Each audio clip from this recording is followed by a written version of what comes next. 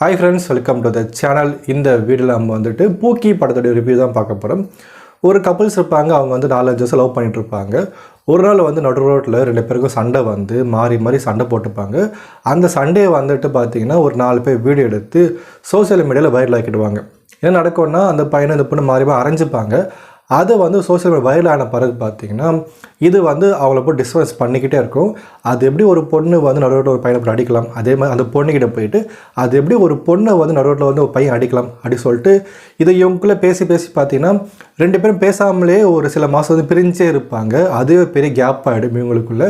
அதுக்காக என்ன டிசைட் பண்ணுறாங்கன்னா, இனிமேல் நம்ம பேசிக்க தேவையில்லாம், பிரிஞ்சு போயிடலாம் சொல்லிட்டு அவங்களே வந்து முடிவு பண்ணிடுறாங்க.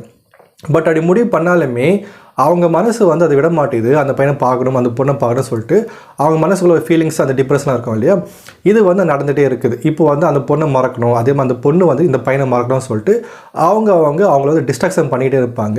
இவன் வந்து ஜிம்முக்கு போவான், அந்த பொண்ணு கோவில், ஆசிரமம், ஸோ சாமியார் பேசுகிறத கேட்கறது, அந்த மாதிரி அவங்க ஸ்பிரிச்சுவலாக போயிடுவாங்க. இந்த பையன் வந்து ஜிம்முக்கு போயிடுவான். ஸோ இதெல்லாம் பண்ணி அந்த பொண்ணையும் அந்த பையனை வந்து மறக்க ட்ரை பண்ணிகிட்டே இருப்பாங்க. அதில் ஒர்க் அவுட்டும் ஆகாது.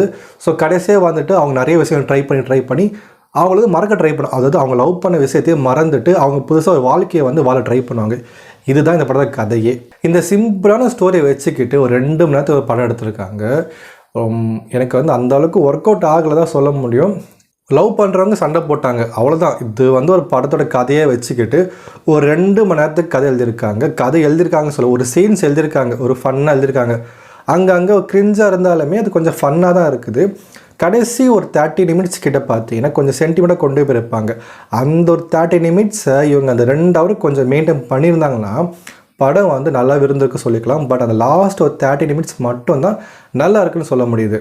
ஆல்ரெடி சொன்ன மாதிரி இவங்க லவ்வை மறக்கிறதுக்கு இவங்க என்ன மாதிரி ஸ்டெப் எடுக்கிறாங்க அப்படின்னா மொத்த படமும்.